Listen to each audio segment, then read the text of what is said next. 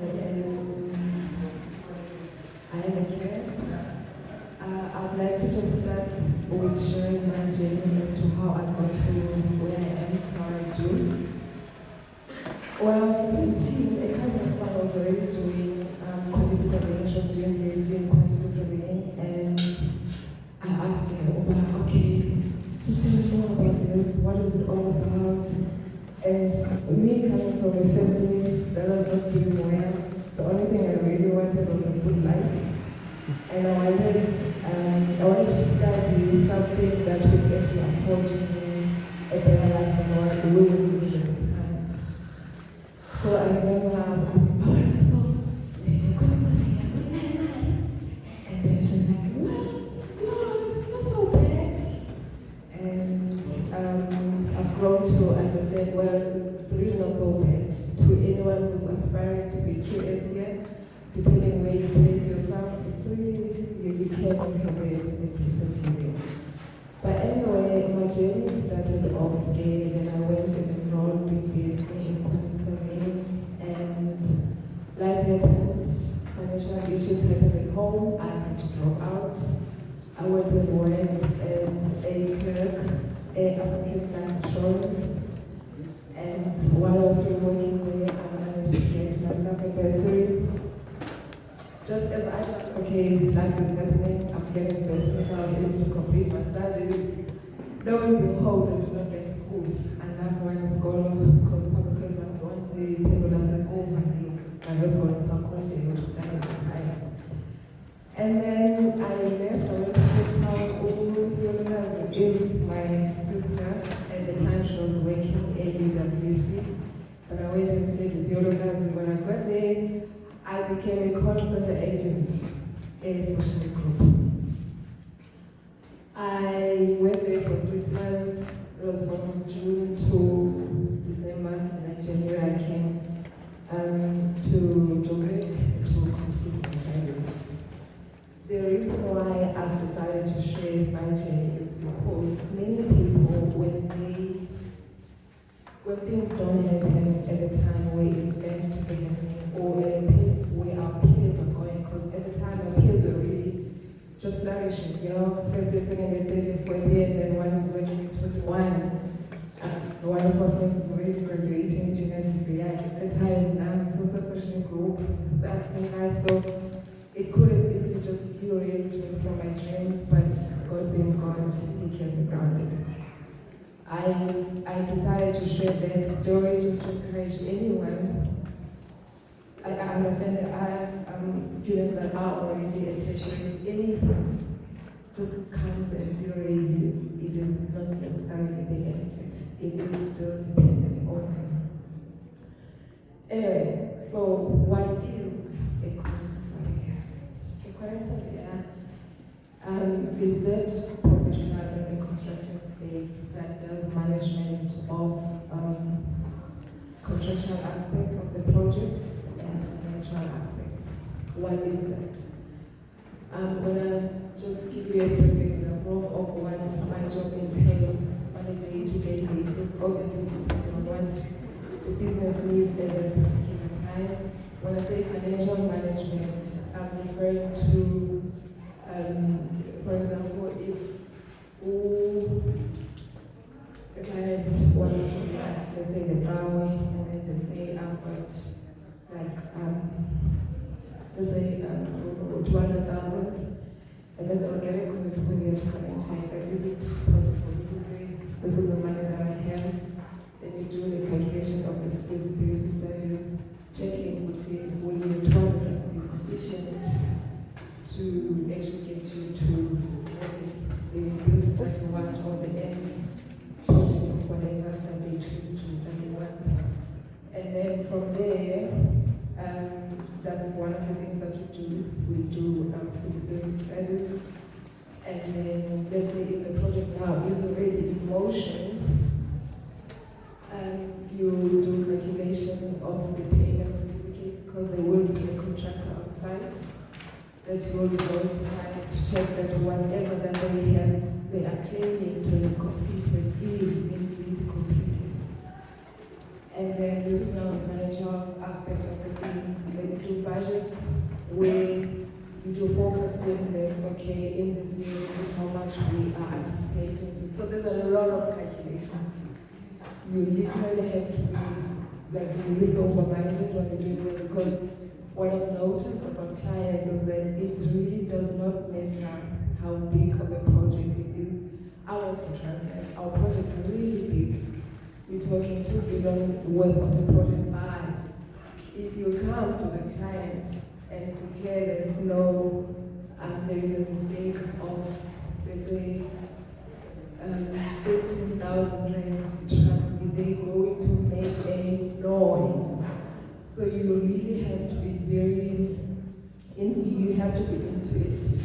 Apply your mind to be able to defend yourself should any question arise that, okay, how come you quoted us this and now the contractor is bringing this into the table? You calculate the inflation, you really just need to keep abreast of everything that is happening globally and just here at home. Because some of the material that we are using, we are getting in other countries. So there's a lot that gets involved. So if you do like calculations, it is one of the careers that you can actually explore. And then I also did mention that we also doing a lot of contractual management on the project. Every project that we're working on is guided by a contract. There's a responsibility that the employer, this is where the employer needs to play, and then there is a responsibility as well that the contractor or the consultant on the other side needs to play. All that is guided and being drafted in the contract. And should there be any deviation at whatever time where one is not putting their weight, I'm just going to give a brief example. For example, what happened is that we had a contract not so long ago where, by the way, many years ago, many people would get contracts and then they were buying nice cars without even starting the work. I heard from Roman, apparently it is doing that. Because this is one of the cases I've had recently where a guy got a contract with us and he wouldn't pay his employees. He went and bought license for him. Obviously, that is now bringing jeopardy to the project. The project is not happening, and the client wants to realize the profits because you engage on a project because you're looking at the end result as to what you're going to be getting out of it. The delay damages that need to be calculated as well. Also, calculations.